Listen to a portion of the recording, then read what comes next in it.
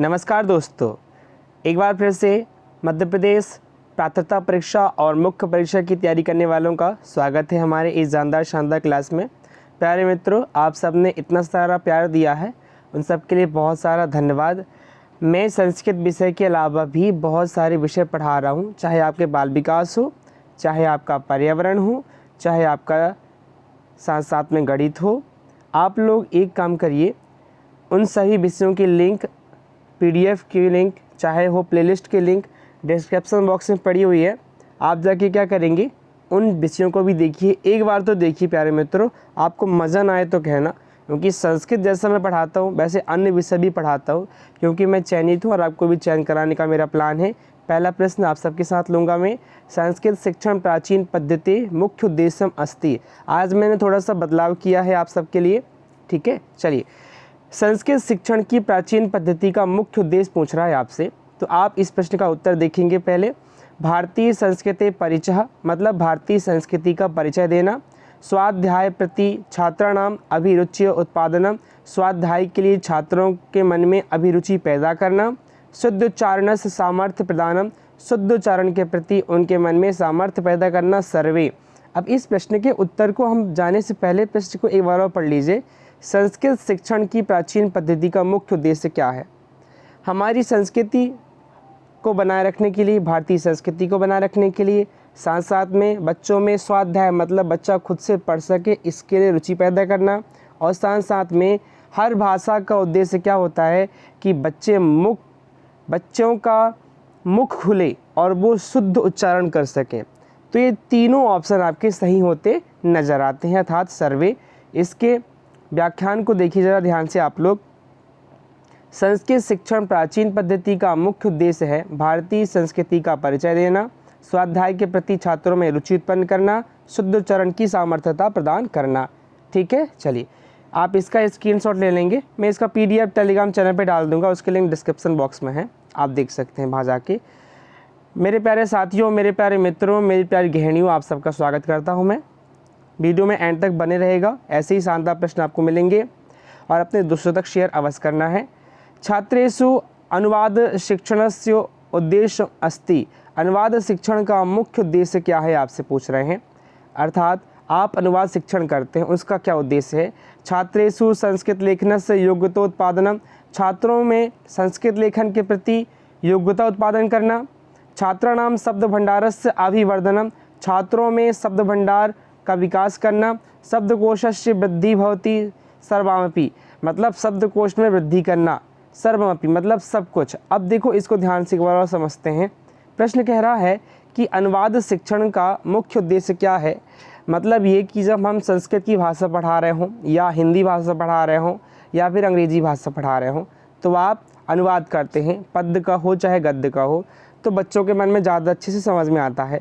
समझ में आने के साथ साथ क्या, उनके शब्द भंडार में वृद्धि होती है, शब्दकोश में वृद्धि होती है। आप हर शब्द का अर्थ बताते हैं, हर वाक्य का अर्थ बताते हैं, हर शब्दांश का अर्थ बताते हैं, तो उनके मन में शब्दकोश में तो वृद्धि हो रही है, शब्द भंडार में भी वृद्धि हो रही है और संस्कृत के प्रति उनके मन में योग्यता का भी उत्पादन हो रहा है। इसका मतलब ये है कि सर्वमपि सही हो जाएगा।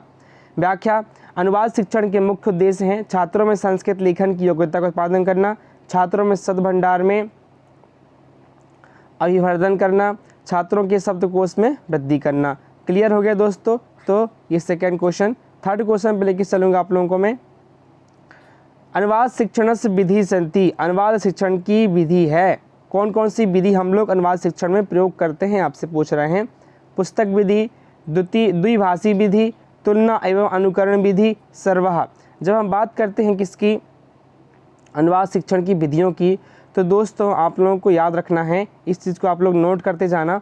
अनुवाद शिक्षण के लिए हम पुस्तक विधि भी इस्तेमाल करते हैं, द्विभाषी विधि मतलब दो प्रकार की भाषा विधि का भी इस्तेमाल करते हैं, तुलना एवं अनुकरण विधि का प्रयोग करते हैं। मतलब हम क्या करते हैं, तुलना भी करते हैं, दो शब्दों के बीच में तुलना करना हो गया।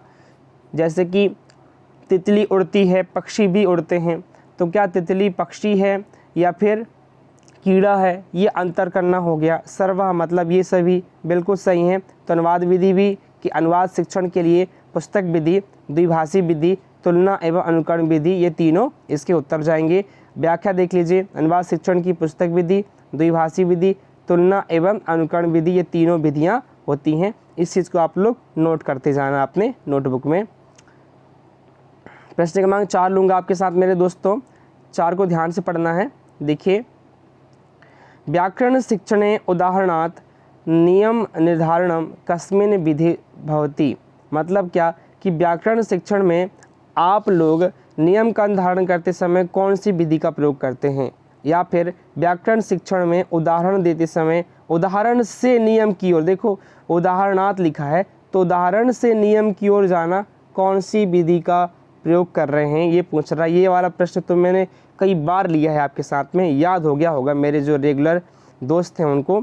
देखिए, जब हम बात करते हैं प्यारे मित्रों सूत्र विधि की, नहीं यहाँ पर हम सूत्र बताते हैं, संयोग विधि नहीं, इसके फोल्डिंग कहलाता है संयोग विधि।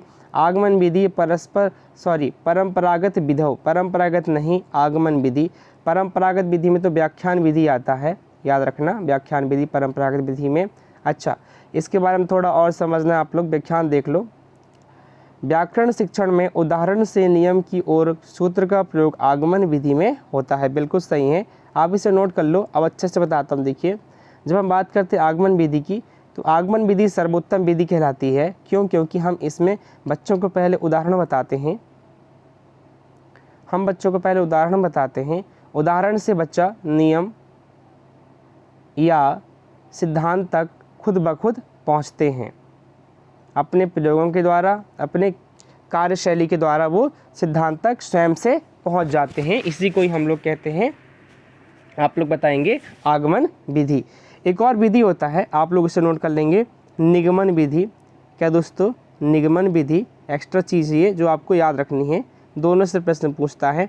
निगमन विधि में हम पहले बच्चों को सिद्धांत बता देते हैं, सिद्धांत से ही बच्चा उदाहरण या नियम की ओर, उदाहरण तक पहुंचता है। सिद्धांत या नियम पहले बताते हैं बच्चों को हम, तो सिद्धांत या नियम की सहायता से बच्चा उदाहरण तक पहुंचता है। ठीक है, ये निगमन विधि हो गया।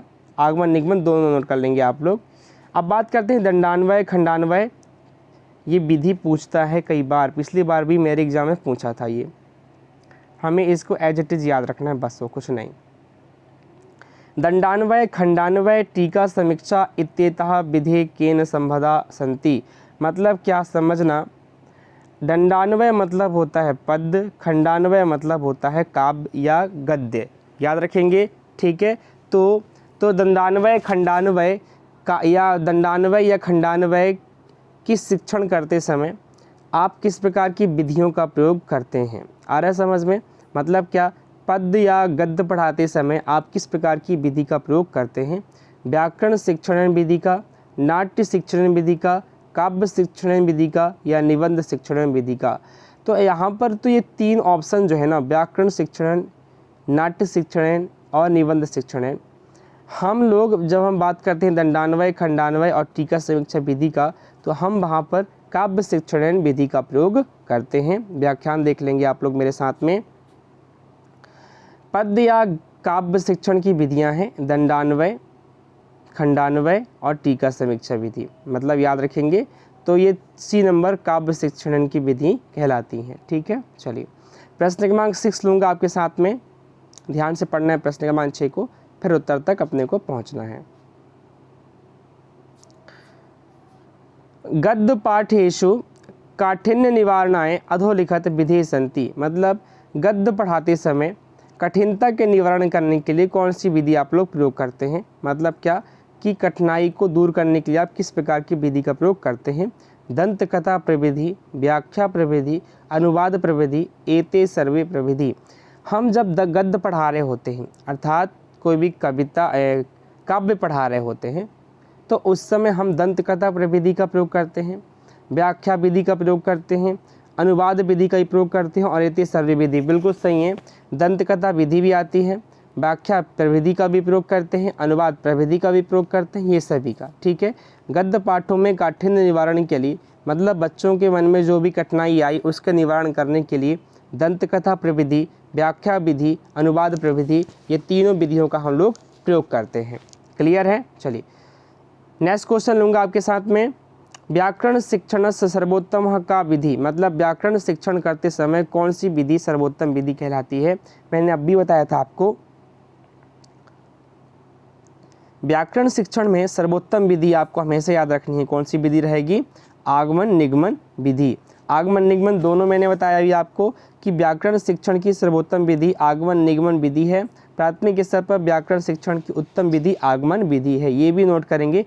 यहाँ आपका एक नंबर और प्रश्न बन रहा है कि प्राथमिक स्तर पर व्याकरण शिक्षण की आपसे पूछ ले सर्वोत्तम विधि कौन सी है, पक्का आपको बता रहा हूँ एग्जाम में पूछेगा। ये मोस्ट इंपोर्टेंट प्रश्न है कि आपसे पूछ ले कि प्राथमिक स्तर पर व्याकरण शिक्षण की सर्वोत्तम विधि क्या है, आप बताएंगे आगमन विधि। क्लियर है? ठीक। प्रश्न नंबर 8 लेंगे आपके साथ में हम, बहुत प्यारा प्रश्न है। संस्कृत भाषा शिक्षण उत्तम विधि अस्ति, मतलब संस्कृत भाषा शिक्षण की उत्तम विधि कौन सी है पूछ रहा है आपसे, आप बताएंगे। देखिए, अनुवाद विधि, लेखन विधि, परोक्ष विधि या प्रत्यक्ष विधि। अब देखिए, संस्कृत भाषा शिक्षण करते समय आप कौन सी विधि का प्रयोग करते हैं? अनुवाद विधि का प्रयोग करते हैं, लेखन विधि का प्रयोग करते हैं, परोक्ष विधि का, परोक्ष नहीं मतलब लेखन विधि भी नहीं करते हम, अनुवाद विधि का प्रयोग करते हैं पर ज़्यादातर नहीं, प्रत्यक्ष विधि का। क्या दोस्तों? प्रत्यक्ष विधि का। संस्कृत भाषा शिक्षण की उत्तम विधि प्रत्यक्ष विधि है। प्रत्यक्ष विधि का दूसरा नाम निर्वाध विधि है, याद रखेंगे, लिख लेंगे।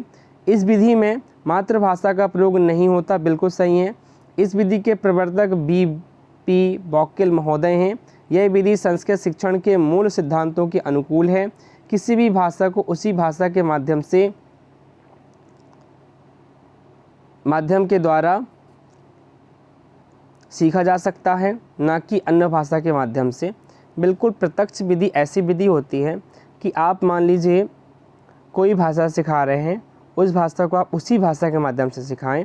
जैसे कि अंग्रेजी सिखा रहे हैं तो आप बच्चों को अंग्रेजी के माध्यम से ही सिखाएं, तो क्या होगा? ये प्रत्यक्ष विधि कहलाएगी, या इसे निर्वाध विधि भी कहते हैं। अब इस भाषा में क्या होता है कि बच्चों को हम जो भी भाषा पढ़ा रहे होते हैं तो उस भाषा को पढ़ाते समय मातृभाषा का प्रयोग हम नहीं करते, जिससे क्या होता है कि बच्चों में उस भाषा के प्रति लगाव बना रहता है।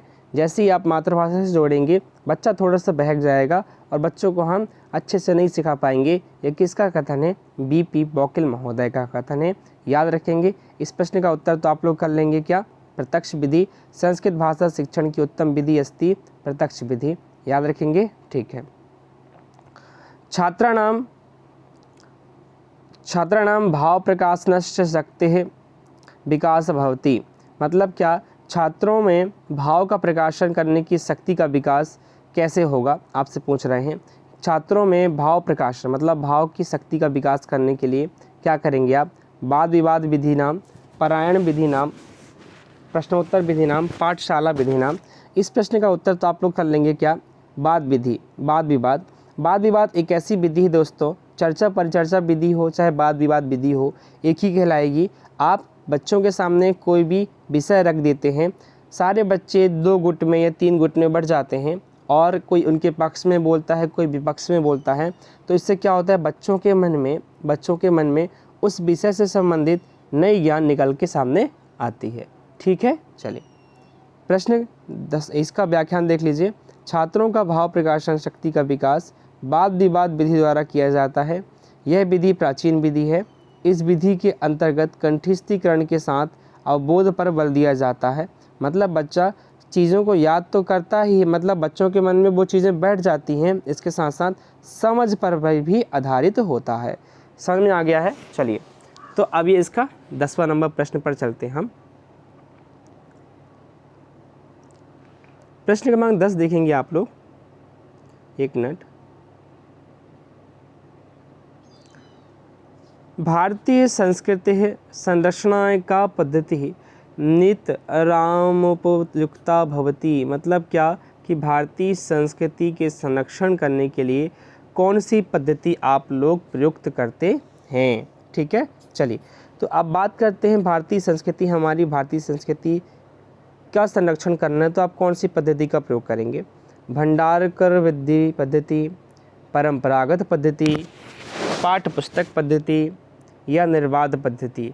निर्वाध पद्धति तो मैंने अभी बताया आपको प्रत्यक्ष पद्धति कहलाता है। पाठ्य पुस्तक पद्धति से नहीं कर सकते, परम भंडारकर विधि से भी नहीं कर सकते, आप कर सकते हैं केवल परंपरागत पद्धति से। परंपरागत पद्धति में क्या होता है कि हम बच्चों को भारतीय संस्कृति से रूबरू कराते हैं, उनके संरक्षण के प्रति उनके मन में अलग जगाते हैं। अब ये बात को ध्यान से पढ़ना, भारतीय संस्कृति के संरक्षण के लिए परंपरागत पद्धति सबसे उपयुक्त है। इस विधि के माध्यम से प्राचीन संस्कृत के साहित्य, वेद और दर्शन, आरण्यक, उपनिषद, वैदिक व्याकरण आदि का ज्ञान दिया जाता है। ठीक है, चलिए, तो ये 10वां नंबर प्रश्न का व्याख्यान हो गया। 11 नंबर प्रश्न आपके साथ लूँगा मैं।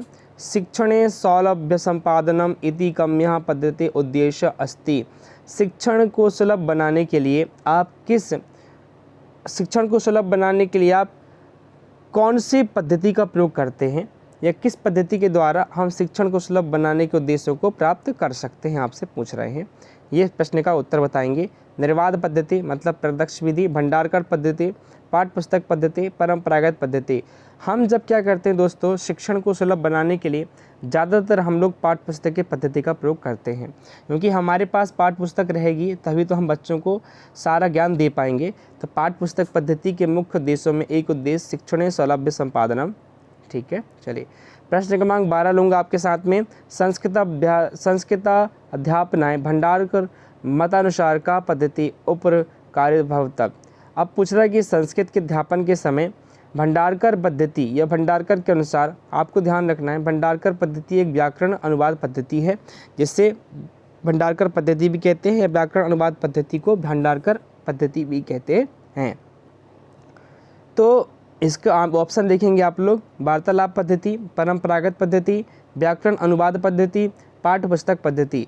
संस्कृत अध्यापन के लिए भंडारकर के अनुसार व्याकरण अनुवाद पद्धति भंडारकर विधि की उपकारिका है, अर्थात वो अपर नाम है। बिल्कुल सही, मैंने बताया आपको, भंडारकर का पूरा नाम डॉक्टर रामकृष्ण गोपाल भंडारकर है। अब इस चीज़ को याद रखिए आप लोग। आपसे पूछेगा कि व्याकरण अनुवाद पद्धति के जनक कौन है, या फिर व्याकरण अनुवाद पद्धति के और किस नाम से जाना जाता है, आप बताएंगे भंडारकर पद्धति के नाम से जाना जाता है। किसे? व्याकरण अनुवाद पद्धति को। इसके जनक कौन है आप बताएंगे, डॉक्टर रामकृष्ण गोपाल भंडारकर साहब। ठीक, चलिए, प्रश्न क्रमांक नेक्स्ट लूँगा आपके साथ में।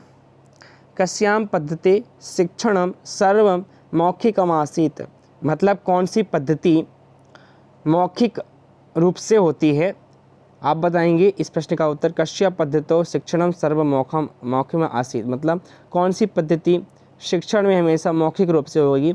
परंपरागत पद्धतों, भंडारकर पद्धतों, पाठ्य पुस्तक पद्धतों, निर्वाध पद्धतों। अब यहाँ पर समझना, जब हम बात करते हैं परंपरागत पद्धति को, तो परंपरागत पद्धति आपको मैंने बताया इसमें व्याख्यान पद्धति होती है, और व्याख्यान पद्धति हमेशा मौखिक ही होती है। भंडारकर पद्धति तो व्याकरण अनुवाद पद्धति है। पाठ्य पुस्तक पद्धति और निर्वाध पद्धति मतलब प्रत्यक्ष। पाठशाला पद्धति, परंपरागत पद्धति, गुरुकुल पद्धति, ये सभी परंपरागत पद्धति के नाम, अन्य नाम हैं। आप इनके नाम भी लिख लेना, पाठशाला पद्धति, परंपरागत पद्धति, गुरुकुल पद्धति। इस विधि के अंतर्गत सभी शिक्षण कार्य मौखिक होते हैं, बिल्कुल सही है। इस विधि के अंतर्गत सूत्र विधि, पारायण विधि, वाद विवाद विधि, भाष्य विधि, व्याख्या विधि आती है।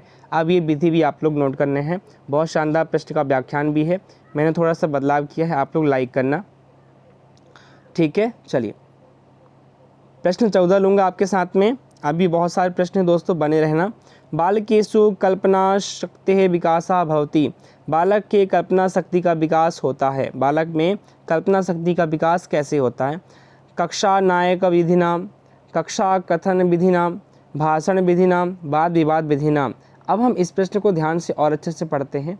देखिए, बालक के अंदर कल्पना शक्ति का विकास करना है तो आप कैसे करोगे? कक्षा नायक विधिनाम, कक्षा नायक बनाकर करोगे। कथा कथन विधिनाम, मतलब बच्चों में कहानी कहोगे तो बच्चा वो कहानी सुनकर अपनी कल्पना शक्ति का विकास करेगा। भाषण विधिनाम, भाषण दोगे तो, या फिर वाद विवाद करोगे तब। बच्चों के मन में कल्पना शक्ति विकास करने के लिए हम बच्चों को आसानी चीज़ें दें। प्राथमिक कक्षा का बच्चा है, आप क्या करें, बालकों में कल्पना शक्ति का विकास कथा कथन विधि से होगा। बिल्कुल, बालक तथा कथन के माध्यम से अपने विचारों को मौखिक एवं लिखित अभिव्यक्ति करता है, बिल्कुल सही है। कथा कथन विधि या कहानी कथन विधि कहते हैं। क्लियर हो गया। चलिए प्रश्न 15 लूँगा आपके साथ में। संस्कृत भाषा शिक्षणे अनुवाद विधि का उच्यते। संस्कृत भाषा के शिक्षण पद्धति में शिक्षण करते समय अनुवाद विधि क्या कहती है? क्या है अनुवाद विधि आपसे पूछे तो संस्कृत भाषा शिक्षण में अनुवाद विधि या व्याकरण अनुवाद विधि आप सबको पता है, भंडारकर विधि मैंने अभी बताया। इसे किसने खोजा आप बताएंगे? डॉक्टर रामकृष्ण गोपाल भंडारकर साहब ने। संस्कृत भाषा शिक्षण में भंडारकर विधि का दूसरा नाम व्याकरण अनुवाद विधि है। इस विधि में सरल से कठिन की ओर, सूक्ष्म से स्थूल की ओर आदि शिक्षण सूत्रों का प्रयोग किया जाता है। आप लोग ये नोट कर लेना, भंडारकर विधि या फिर आप कहते हैं व्याकरण अनुवाद विधि। इस विधि में क्या होता है कि बच्चों के लिए हम चीज़ें आसान करके ही प्रोवाइड कराते हैं, उपलब्ध कराते हैं। सरल से कठिन की ओर और स्थूल से सूक्ष्म की ओर चीज़ों का हम लोग प्रयोग करते हैं। ठीक। प्रश्न 16 नंबर लूँगा आपके साथ में। अभिनय कतिविधो भवति। अभिनय करने की कौन सी विधि है? अभिनय की कौन कौन सी विधियाँ होती हैं? अभिनय की कितनी विधियाँ होती हैं पूछ रहा है। द्विविधि मतलब 2 विधि, चतुर्विधि, त्रिविधि, पंचविधि। आप बताएंगे अभिनय के 4 विधि होते हैं। अब कौन कौन से लिखना आप लोग मेरे साथ में।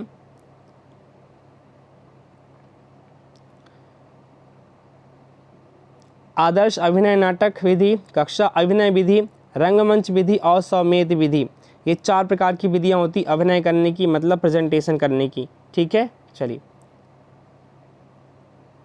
व्यवहार कौशलम इतस्य गुणस्य ग्रहणम कस्माद विधि भवति। व्यवहार कुशल की गुणता को प्राप्त करने की कौन सी विधि होती है, या फिर व्यवहार कुशलता को बढ़ाने के लिए कौन सी विधि का प्रयोग करते हैं? पाठ पुस्तक विधिता, व्याकरण अनुवाद विधिता, पाठशाला विधिता, प्रत्यक्ष विधिता। हम जब बात करते हैं बच्चों के मन में कुशलताओं को या फिर कौशलों को बढ़ाने के लिए तो प्रत्यक्ष विधि का प्रयोग किया जाता है हमेशा। इस बात को ध्यान रखना है।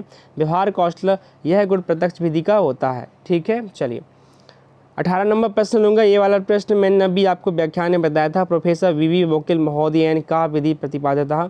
अब भी बताया था मैंने प्रत्यक्ष विधि। प्रत्यक्ष विधि का प्रतिपादन किया वोकिल महोदय ने, और मैंने बताया था कि प्रत्यक्ष विधि में हम मातृभाषा का प्रयोग नहीं करते हैं। प्रत्यक्ष विधि के प्रतिपादन प्रोफेसर बीपी वोकिल महोदय ने किया था। इस विधि में मातृभाषा का प्रयोग नहीं किया जाता। यह प्रश्न पूछेगा आपसे कि कौन सी विधि है जिसमें मातृभाषा का प्रयोग नहीं होता। प्रश्न 19 नंबर लूँगा आपके साथ में। हरवटी पंचपदी इतस्य विधि विकसितम रूपम किम। हरवट की पंचपदी का विकसित रूप क्या है? विकसित रूप क्या है हरवट की पंचपदी? ये पंचपदी हम लोग क्या करते हैं, जब हम क्या निर्माण करते हैं, हम लोग तैयार करते हैं अपनी लेसन प्लान या पाठ योजना कहते हैं। तो वो आप लोगों ने डाइट किया होगा डीएड करते समय, तो आपने पाठ योजना का निर्माण किया होगा। अब उस पाठ योजना के निर्माण करते समय आप लोगों ने हरवट की पंचपदी का भी निर्माण किया होगा। 5 पद रहते हैं उसमें। तो अब ये किस प्रकार, इसका रूप क्या है, विकसित रूप क्या है? विश्लेषणात्मक विधि, मूल्यांकन विधि, व्याकरण विधि या व्याख्या विधि? इसका उत्तर आप लोग कर लेंगे क्या कि इसका जो विकसित रूप होता है वो मूल्यांकन विधि कहलाता है। हरवटी पंचपदी का विकसित रूप मूल्यांकन विधि है। ठीक है। चलिए प्रश्न 20 लूँगा आपके साथ में। व्याकरण शिक्षण विधिषु एस विधि न परिगणते। व्याकरण शिक्षण की विधियाँ कौन कौन सी हैं और कौन सी नहीं है पूछ रहा है। इनमें से कौन सी विधि नहीं है? अभिनय विधि, आगमन विधि, निगमन विधि, प्रत्यक्ष विधि। बिल्कुल सही है। हम लोग व्याकरण शिक्षण करते समय आगमन विधि का प्रयोग करते हैं, निगमन विधि का भी प्रयोग करते हैं, प्रत्यक्ष विधि का भी प्रयोग करते हैं। अभिनय विधि का प्रयोग हम लोग नहीं करते। अभिनय विधि का प्रयोग तो अभिनय की विधियों में हम लोग करते हैं। जैसे मैंने अभी आपको 4 प्रकार की अभिनय विधि बताए हैं। व्याकरण शिक्षण की मुख्य विधियाँ देख लीजिए। सूत्र विधि है, पारायण विधि है, लिख लेना आप लोग। आगमन विधि है, निगमन विधि है, प्रत्यक्ष विधि है। अभिनय विधि नाटक शिक्षण की विधि है, बिल्कुल व्याकरण शिक्षण की नहीं। ये नोट करना है आपको। अभिनय विधि नाटक शिक्षण की विधि है, ये व्याकरण शिक्षण की विधि नहीं है। ठीक। प्रश्न 21 नंबर लूँगा मैं आपके साथ। देखिए कंठस्थता तु या विद्या कस्या शिक्षण पद्धता मूल स्रोतमस्ति। मतलब कंठस्थता तु या विद्या के शिक्षण के लिए प्रमुख मूल स्रोत क्या है आपसे पूछ रहा है। कंठस्थता तु विद्या कस्या के मुख्य शिक्षण के लिए मुख्य स्रोत पूछ रहे हैं आप लोगों से। तो आप लोग ध्यान रखना, जब हम कंठस्थ करा रहे होते हैं तो पाठ्य पुस्तक पद्धति, प्रत्यक्ष पद्धति, समन्वय पद्धति, ये इनका प्रयोग नहीं करते। हम लोग प्रयोग करते हैं पाठशाला पद्धति का। इसे आप लोग ध्यान रखना, गुरुकुल पद्धति भी कहते हैं, पाठशाला पद्धति को गुरुकुल पद्धति भी कहते हैं। और इस प्रकार की पद्धति में ध्यान रखना है दोस्तों, आप पारायण विधि, वाद विवाद विधि, व्याकरण विधि और साथ साथ में सूत्र विधि का भी प्रयोग किया जाता है। इसकी व्याख्यान आप देख सकते हैं। कंठस्थता तुह्य विद्या के शिक्षण के लिए प्रमुख मूल स्रोत पाठशाला पद्धति है, बिल्कुल सही है। इसका अन्य नाम गुरुकुल पद्धति, मैंने बताया अभी आपको। पाठशाला पद्धति में बालक को कंठस्थीकरण पर अधिक बल दिया जाता है, बिल्कुल सही है।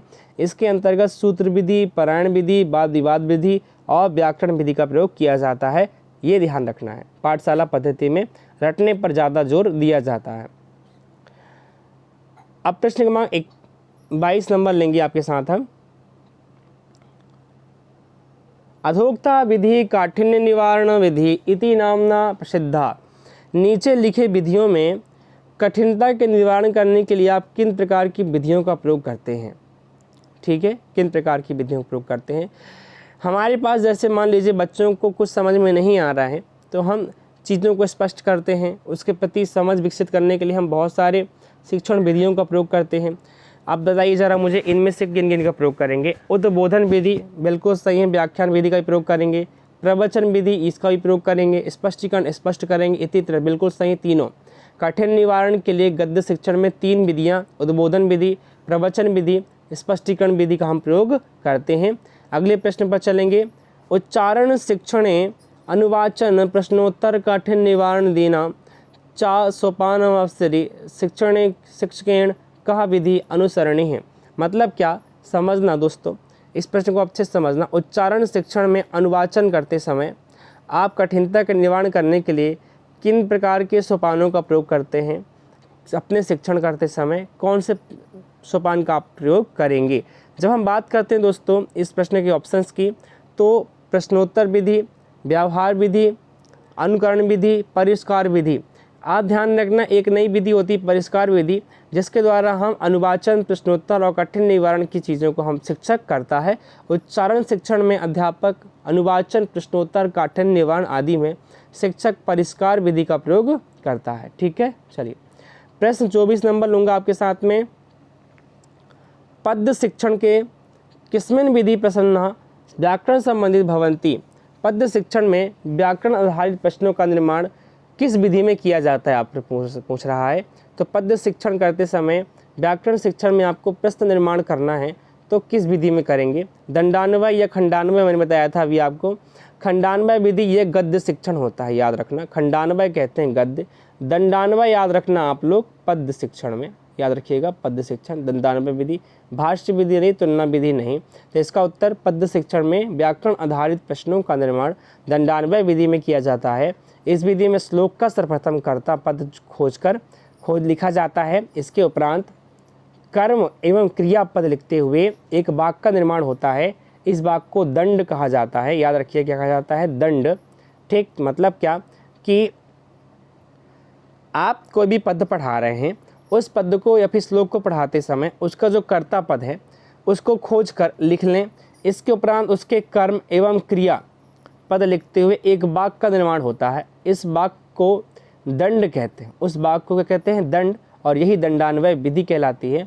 ठीक है, मान लीजिए आप कोई भी पद पढ़ रहे हैं, जैसे कि बड़ा हुआ सो क्या हुआ जैसे पेड़ खजूर, पंथी को छाया नहीं फल लागे अति दूर। या फिर आप पहली चैप्टर कोई भी कविता ले लीजिए, प्रार्थना ले लीजिए। सुबह सवेरे लेकर प्रभु का नाम प्रभु, हरि का नाम प्रभु, करते हम शुरू आज का काम प्रभु। तो इसमें जो कर्ता पद है उसको पहले खोज कर लिख लेते हैं, फिर क्रियापद खोज लेते हैं, कर्म पद खोज लेते हैं और उससे एक वाक्य का निर्माण करते हैं। और इसी वाक्य को हम लोग दंड कहते हैं। क्या कहते हैं? दंड कहते हैं। चलिए ये प्रश्न हो गया। 25 नंबर प्रश्न लूँगा आपके साथ में।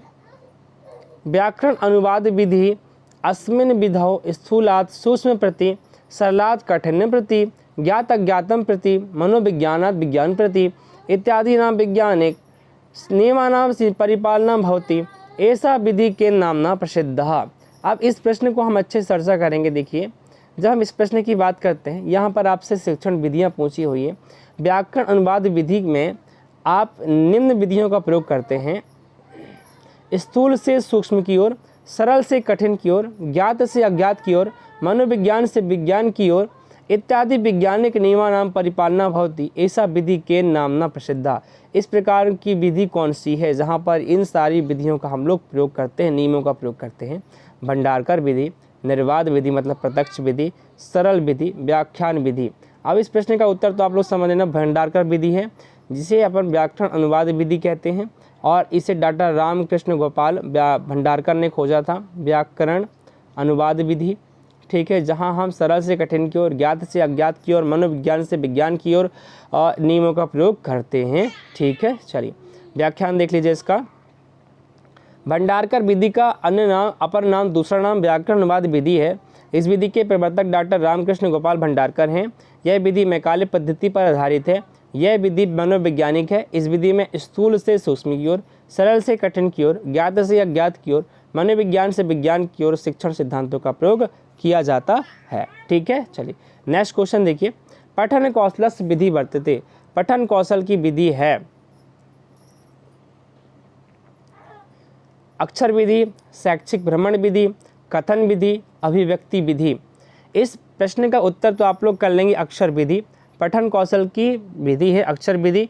इसमें क्या होता है, हम लोग समानार्थक शब्दों का प्रयोग करते हैं, जैसे कि समानार्थक, समान अर्थ वाले शब्द। यह संस्कृत में पूर्व प्राथमिक स्तर पर पठन कौशल की विधि है, याद रखना। यह विधि पठन कौशल की विधि है। इसमें समानार्थक शब्द या अक्षर से पढ़ाया जाता है। यह संस्कृत में पूर्व प्राथमिक स्तर पर पठन कौशल की विधि है। ठीक, प्रश्न 27 नंबर लूँगा आपके साथ में। प्रस्तावना, विषयोपासना, तुलना, सामान्यीकरण, प्रयोगस्य ऐसा पंचपदी केन प्रस्तुता। याद रखिएगा, प्रस्तावना, विषय वस्तु, विषय आप ध्यान रखना, विषय स्थापना मतलब विषय वस्तु, तुलना करना और सामान्यीकरण करना, प्रयोग करना, ये 5 पद किसके ने दिए आप ध्यान रखना। हार्वर्ड की पंचपदी है, ये हार्वर्ड की पंचपदी है। हार्वर्ड स्पेंसर महोदय ने पंचपदी, हार्वर्डी पंचपदी, मैंने बताया था पाठ योजना निर्माण के 5 पद बताए थे। 5 योजना निर्माण की विधियां हैं, इसमें 5 पद हैं। प्रस्तावना है, विषय स्थापना है, प्रस्तुतिकरण से आप कहते हैं, तुलना मतलब प्रदर्शन है, सामान्यीकरण है और प्रयोग है। ये 5 पद आप लोग ध्यान रखना है और सीक्वेंस में भी ध्यान रखना है। Next question. अस्मिन् काव्य विदे शिक्षकः पूर्व शब्दानां व्याख्यानं करोति तथा परम श्लोकस्य अर्थम कथयति, सा विद्या के नामना कथिता। मतलब क्या पूछ रहा है कि आपकी कक्षा में एक शिक्षक काव्य पढ़ रहे हैं, काव्य को बोल रहे हैं, और वो काव्य पढ़ते समय सर्वप्रथम वो शब्दों के अर्थों की व्याख्या करता है, शब्दों के अर्थों की व्याख्या करता है। उसके बाद श्लोकों का अर्थ, सबसे पहले शब्दों का अर्थ बताता है, फिर श्लोकों का अर्थ बताता है। इस विधि को, यह विधि क्या है, ये कौन सी विधि है ना? व्याख्या करना बिल्कुल सही है, व्याख्या की विधि है ये, क्योंकि शिक्षक वहाँ पर व्याख्यान कर रहा है। और ध्यान रखना, पतंजलि साहब ने व्याख्यान की 6 सोपान बताए हैं, उन सोपानों को हम लोग नोट कर लेंगे यहाँ पर। यहाँ देखिए, व्याख्या विधि से काव्य शिक्षण में शिक्षक सर्वप्रथम शब्दों के अर्थ की व्याख्या करता है, उसके बाद श्लोक का अर्थ बताता है। पतंजलि ने बिल्कुल व्याख्या विधि के 6 सोपान बताए, मैंने बताया आपको कौन कौन से हैं, लिखिएगा। पदच्छेद, पदोक्ति, विग्रह, वाक्योजना, आक्षेप, समाधान, व्याख्या विधि को संख्या समाधान विधि भी कहते हैं, याद रखना। शेयर एंड सब्सक्राइब दोस्तों। ये थी आज की सुपर 28 क्वेश्चंस, जिसमें मैंने आपको अच्छे से समझाया। समझ में आ गया हो तो अपने दोस्तों तक शेयर अवश्य कर देना, वीडियो को लाइक कर देना, कमेंट बॉक्स में टाइप करना कि मेरी क्लास आपको कैसी अच्छी लगती है, और सभी विषयों के प्लेलिस्ट बने हुए हैं, आप जाके वहाँ पर देख सकते हैं। Thank you so much.